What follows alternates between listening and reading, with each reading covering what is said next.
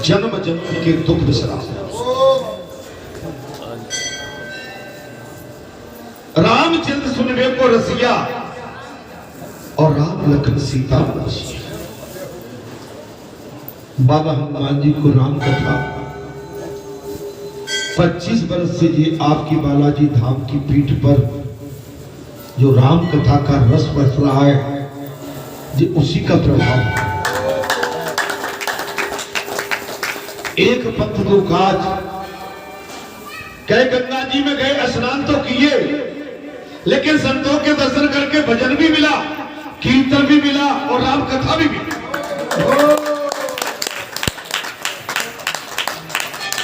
मैंने सुना है कि तीर्थ करने के बाद जीव का जीवन बदल जाता है। मन में किसी तरह का संसारी संताप, मारे संसारी वासना नहीं रहती, मैंने सुना है। लेकिन तीर्थ करने के बाद जीव संसार के घेरे में जाता है। तीर्थ का मतलब जानते हो क्या होता है? संसार की वासनाओं क्या विध्वंस करना, बुराई छोड़ना, केवल भगवान का भजन। भरत कैसी नहीं बन के रहिए हो। अगर घर वाले पीना खली भोजन में भी देते हैं तो उसको भी अन्न का कल मार के उसे ग्रहण कर जाते हैं। और चट्टू जीव के लिए कहीं तुम्हें स्वाद चाहिए, फिर तो कोई बात ही नहीं है। अच्छा, मैंने सुना है कि तीर्थ में जाके लोग कई लड्डू बनवा के ले जाते हैं, मिठाई बनवा के ले जाते हैं, विभिन्न प्रकार के व्यंजन बनवा के ले जाते हैं। मैं इसका मतलब नहीं जान पाया आज तक। तीर्थ का मतलब होता है साधना। तीर्थ में जो मिल जाए सो पर्याप्त है। तीर्थ में रूखा सूखा जो प्राप्त हो जाए वो पर्याप्त है। ठीक है, व्यवस्था जो होती है कि भाई कुछ भूख लगी, शायद का नहीं मिल पाया, अपने घर का जो भी है लड्डू आटा वाटा भूज बांध के, मैं जानता हूं उसके सारे पानी पीते हो।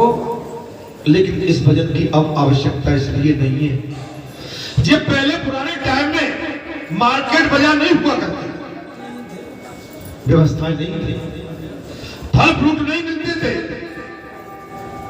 आजकल तो फल फ्रूट्स ले लो भाई, आटे को भूज के फिर खा रहे हो। वो नहीं, आप जितना बच सके फरहाल करिए, जितना बच सके अन्न को त्यागिए। वो सब फरहाली जीवन होना चाहिए। कैसा होना चाहिए महाराज? चलो चलो चलो चलो चलो, बैठो बैठो गाड़ी में, भागो भागो भागो, कितनी देर और लगेगी भैया, जल्दी ले चल। लौटो लौटो लौटो, भागो भागो भागो। तीर्थ यात्रा में जो भाग रहे थे, मैं ठीक बोला हूं भाई? तीर्थ के लिए गए, समय निकाल के जाओ। पहले तो मोबाइल को बंद करके तोड़ के ना ही घर में दस जाओ। मैं इसलिए कह रहा हूं, मोबाइल नंबर घर वालों का ले जाओ, टेलीफोन रहती है, एसटीडी से लगा दो, सीधे से मोबाइल लगा दो। आप गए कि वो खेत में भैया गाय घुस गई, सरसों बिगाड़ दी,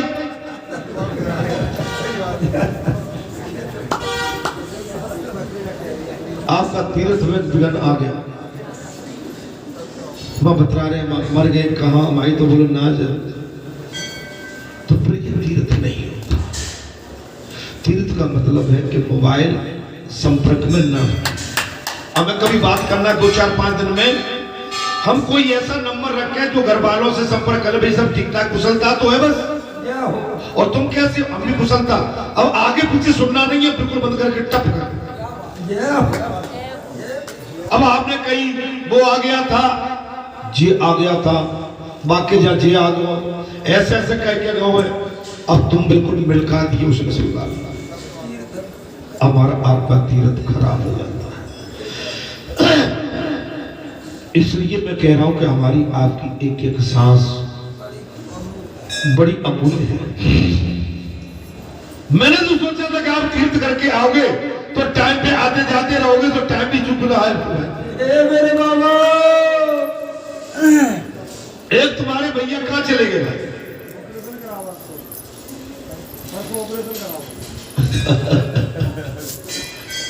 चलिए वो भी जरूरी है। बुढ़ापे में शरीर के नटबोल्ट ढीले होते हैं तो काम कराना पड़ता है। मेरे बाबा, और बुढ़ापे में तो सारे ऑपरेशन होना है। अभी आंख का कराना है, फिर दांत का ऑपरेशन भी कराना पड़ेगा।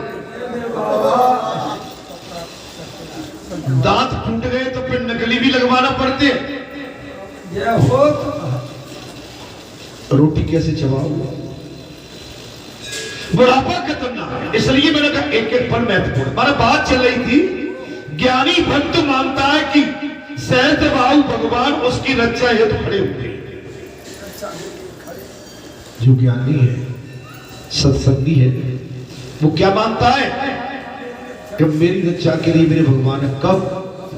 तब समर्पित है। तब बोले भैया ऐसे ही नहीं क्या दिमाग तो कहीं संसार में क्या मेरी रक्षा तो भगवान करेंगे। तो मैं उदाहरण दे देता हूं। द्रौपदा का भाव उस समय पांचों पांडव और राजसभा में था। अब भगवान रक्षा कैसे करेंगे? जब भगवान को आप याद करेंगे तब भगवान आपकी रक्षा करेंगे।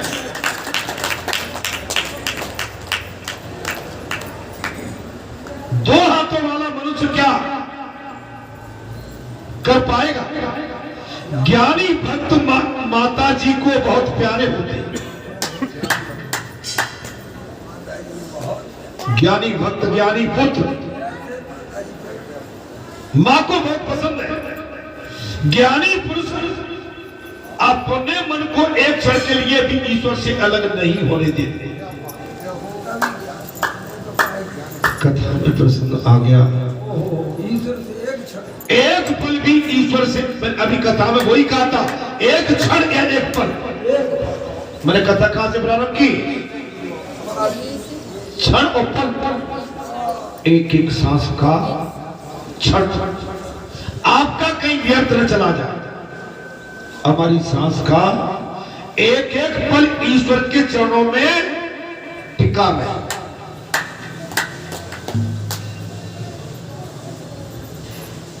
उसकी दृष्टि ब्रह्ममय होती है।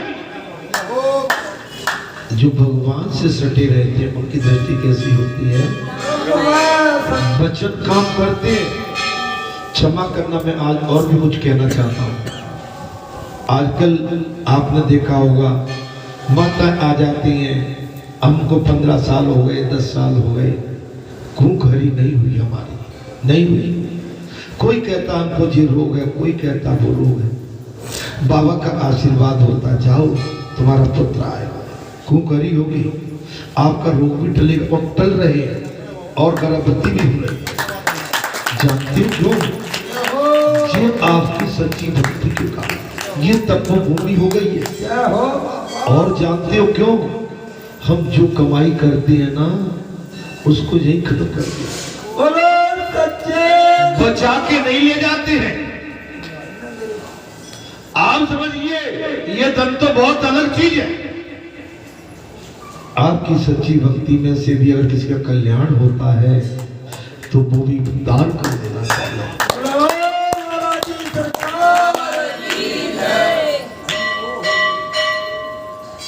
उसी का प्रताप है ये। हनुमान जी तो बैठे ही है, लेकिन हनुमान जी से तुम्हारी बात कौन कहेगा? आप डायरेक्ट तो हनुमान जी से नहीं कह सकते। आपकी बात कहने के लिए ये बालाजी की पीठ है, हनुमान जी की पीठ है, आपको आके बात करना पड़ेगी पहले।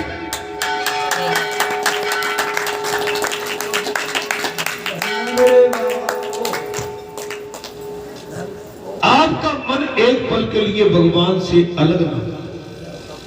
एक पल के लिए जड़ व्रत और रहुगण, इसमें कथा आ गई महाराज। किसी एक समय सिंधु देश का राजा रहुगण कपिल मुनि के पास ब्रह्म ज्ञान प्राप्त करने के लिए, तत्व ज्ञान की विद्या प्राप्त करने के लिए वे पालकी में बैठकर कपिल ऋषि के आश्रम में पहुंचे। इसमें बैठ के सिंधु देश के राजा महाराज रहुगण कपिल मुनि आश्रम में उनसे ब्रह्म ज्ञान प्राप्त करने के लिए पालकी में बैठ के जाने लगे। पालकी उठाकर चलने वाले सेवकों में से एक कहीं भाग गया।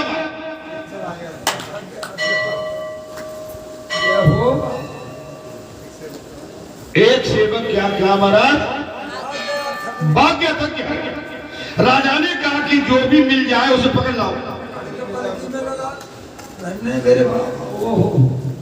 अल्लाह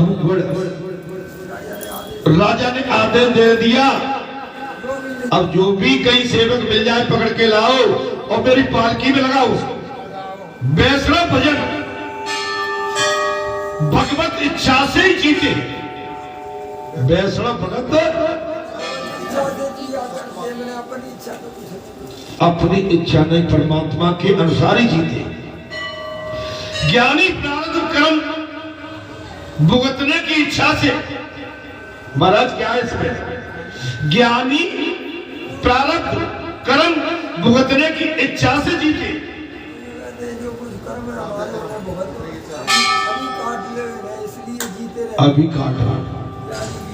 कल हम पुजारी के बैठ के हमने कहा नहीं कोई बात नहीं है, बोले नहीं नहीं, ये आदमी का अपना अपना कुछ न कुछ जो है अभागा कर्म होता है, इसको मैं अभागा कर्म बोलूं। और हर जीव को भुगतना पड़ता है। ज्ञानी जन अनिच्छा से प्रारब्ध को देखते। ज्ञानी जन जो होते हैं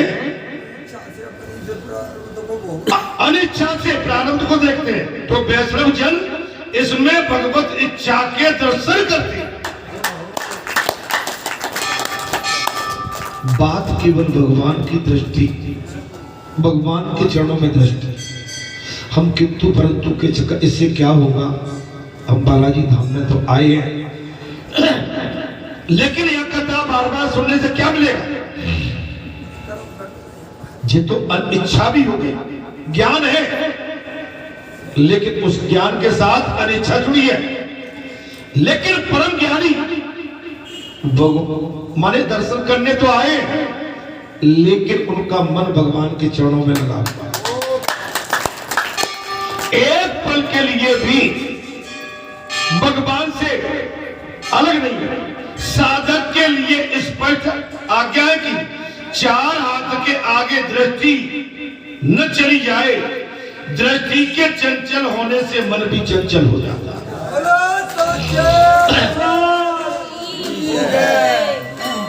दृष्टि के चंचल होने से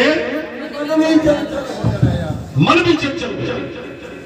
आपकी दृष्टि दूर जाएगी और दूर का कोई भी आपको दृश्य दिखेगा, आपकी हमारा मन चंचल होने लगेगा। अरे वहां अच्छा है, अरे वहां छाया ज्यादा है, वहां लोग ज्यादा बैठते हैं। आप उस मंदिर पे चलो बागेश्वर धाम में, वहां भीड़ ज्यादा होती। अच्छा भीड़ तो है, लेकिन भीड़ में आपको आनंद, भीड़ तो है, अच्छा भैया रास्ते आनंद की अनुभूति। भीड़ में धक्का मुक्की है। अब मैंने जो सुना है कि बाबा बातो एक दो चार को बुलाते हैं, बाकी तो वहां बस खड़े रहे। और एक बात बताओ, मैं आज आप तीन चार को बता के आपके विषय में बता देता हूं। जय हो मेरे बाबा। तो क्या हुआ इससे? इसका मतलब ये रहा कि आपको महाराज, आपको जो अस्त्र शस्त्र मिला था, जो भक्ति मिली थी, ब्रह्मास्त्र मिला, आपने चमत्कार करने के लिए, अपना निजी चमत्कार करने के लिए आपने ये मायाजाल फैला। एक दिन आपसे ये सिद्धि विलोप हो जाएगी। क्या होगी? फिर काम बढ़ेगा नहीं, घटने लगेगा। भगवान का काम भगवान पर छोड़ दो। मनुष्य का काम मनुष्य करते रहे, लेकिन भगवान का काम, और भगवान बन के कहीं मनुष्य बैठ गया तो उसकी दुर्गति होती है। आपने कभी पहले रावतपुरा सरकार का सुना था? बहुत बड़ा चमत्कार आया सामने, लेकिन आज उन्होंने जो किया जग जाहिर है। अब आश्रम ठंडा पड़ा। अगर हमने सिद्धि का दुरुपयोग किया चौराहे पे ले जाके अपने निजी चमत्कार के लिए, अब कल कहीं में बैठा था, बुरा मत मानना भाई, न्यूज सुन रहा था, बोले एक महाराज और वहां से वृंदावन से जाके कोई एक पदयात्रा निकालेंगे, बिल्कुल सही है, लेकिन उसमें विमर्श करो, पहले सबकी सलाह ले। आप हम एक आदमी इस देश को हिंदू राज्य नहीं बना सकते। ये जितने बैठे हैं, पहले इनकी सहमति है क्या?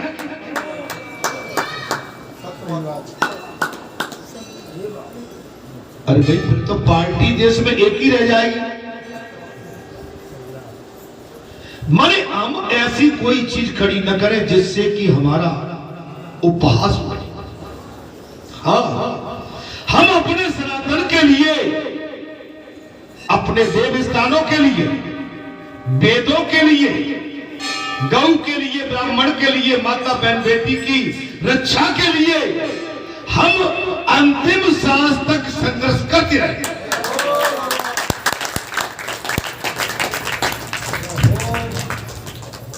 हम जो कर ही नहीं सकते।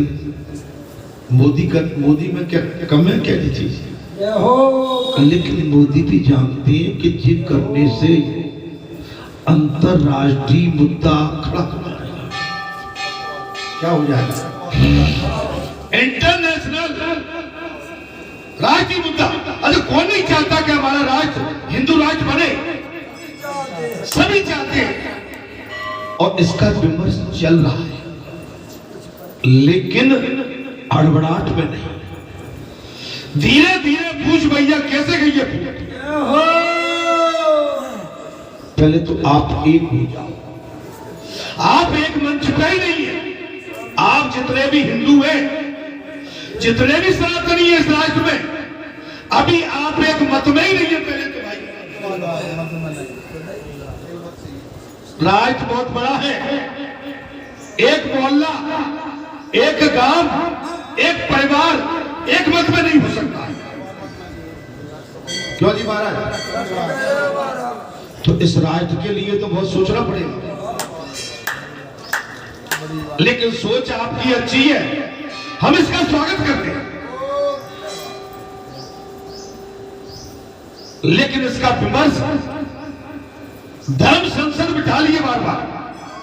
आप अकेले दौड़ न लगाएं, इसके लिए आप स्थान स्थान पे जाके अपनी धर्म संसद का महाराज स्थापना करें,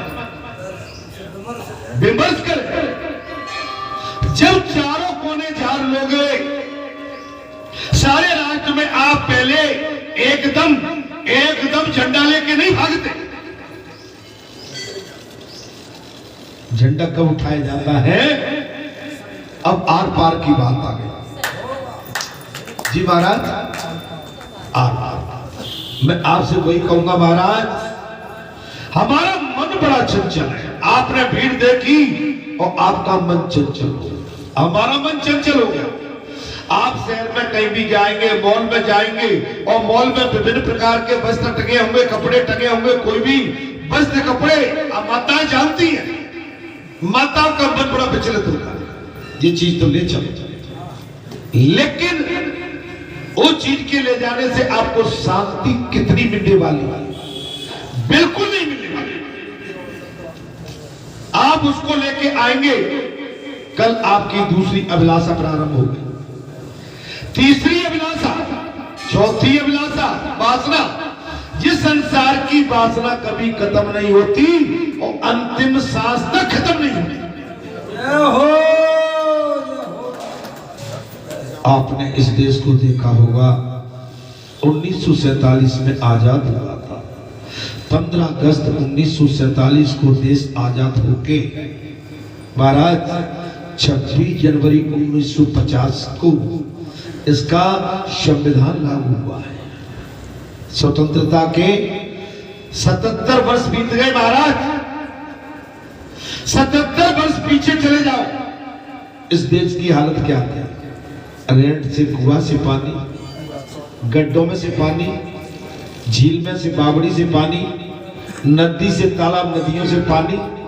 किसान के पास साधन नहीं थे, हल बैल, गाय भैंस, ये उसकी जीने की एक दिनचर्या थी। लेकिन आज जितना आप टेक्नोलॉजी हो रही है, ट्रैक्टर, ट्रॉली, कल्टीवेटर, हार्टिवेटर, क्या क्या चल गए, थ्रेसर, माने आज आपकी आधुनिक खेती हो गई, लेकिन उसके बाद हमारी आपकी वासनाएं कम नहीं।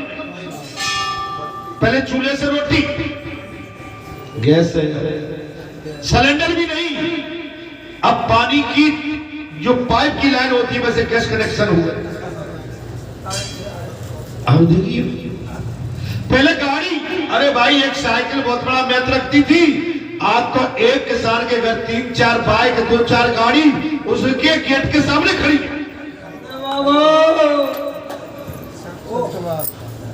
देखो कितनी लंबी उम्र, आंख बनवा के आगे हो मेरे बाबा। सच्चा, ये बोलते सच्चा डोरी, सच्चे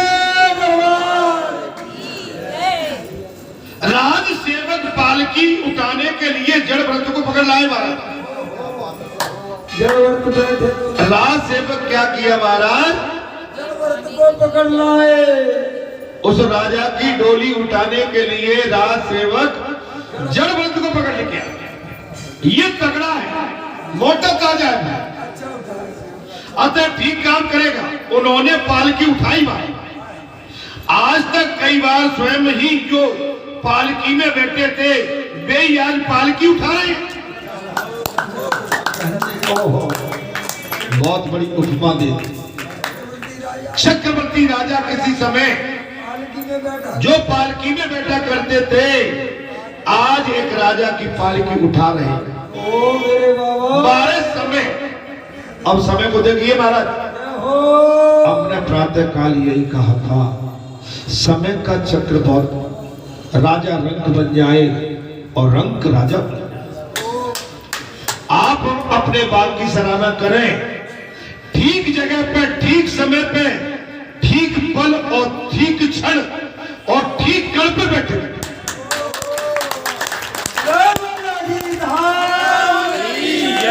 ये दोबारा नहीं आने वाला मौका। ओ मेरे बाबा, ये गोष्ठी ये दोबारा मिलने वाली नहीं है। मैं आज एक बात और कह देता हूं, जे मिट्टी का पुतला इस पीठ पर जब तक बैठा है, जब तक हरी कृपा इस मिट्टी के अंदर है।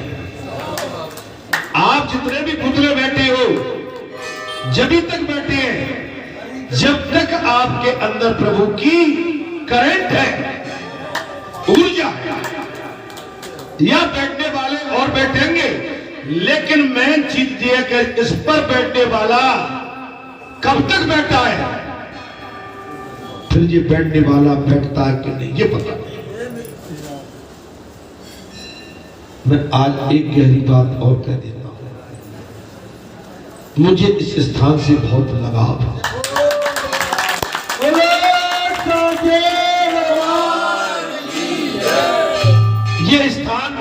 धड़कन है, मेरी सांस है, मेरी ऊर्जा है, ये स्थान मेरी दृष्टि है, मेरा सब कुछ है। और जानते हो जिस स्थान से प्रीति हो जाती है उस स्थान के प्रति, मैंने कथा में ही पढ़ा है, कथा में आपने सुना है कि चले कहीं भी जाए लेकिन मन बैरी नहीं रहे।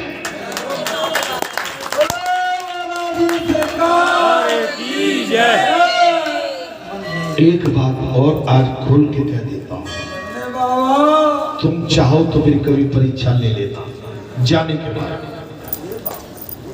अभी तो मैं बहुत विनम्र हूं, सहज हूं, लेकिन जाने के इस शरीर को छोड़ने के बाद जहां किसी भी तरह का कुभाग, अधर्म, अनीति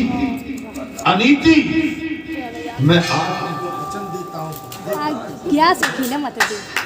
मैं कहीं भी रहूं पर बर्दाश्त नहीं करूंगा। इसलिए मैं और कह रहा हूं कि इस धोखे में मत रह जाना कि बाबा तो गया, लेकिन मैं वचन देता हूं मैं कहीं नहीं जाऊंगा, मैं किसी न किसी रूप में यही रहूंगा।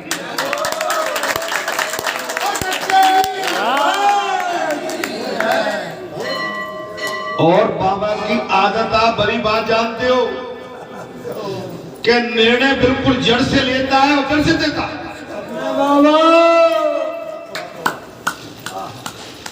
महाराज जैसे कहते हैं ना कि भाई बड़ा कर्म देवता है, तो आज मैं अपनी विधि आपको बता देता हूं, अगर जहां कोई गलत काम हुआ तो कर्म देवता ही मांगेगा।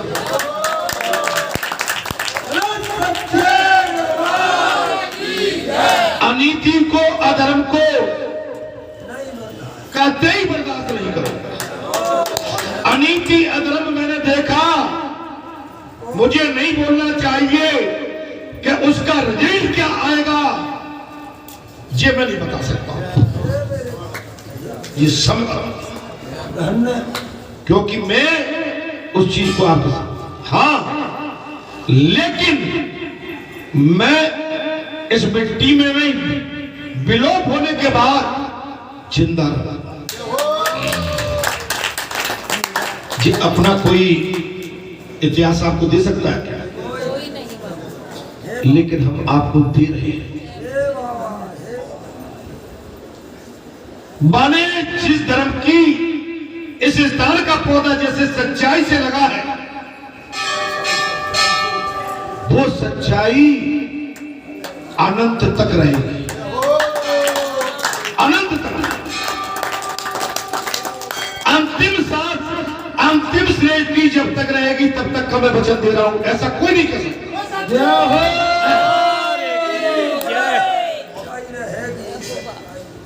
जहां अकेले नहीं है, जहां मेरे साथ बहुत बड़ा देव समूह है।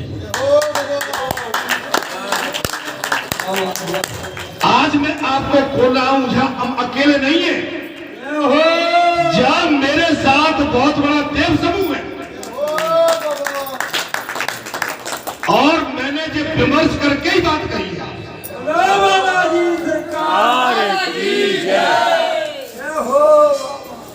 इसलिए मैं आपसे कह रहा हूं, अखंड ज्योति जलेगी इस जगह पे,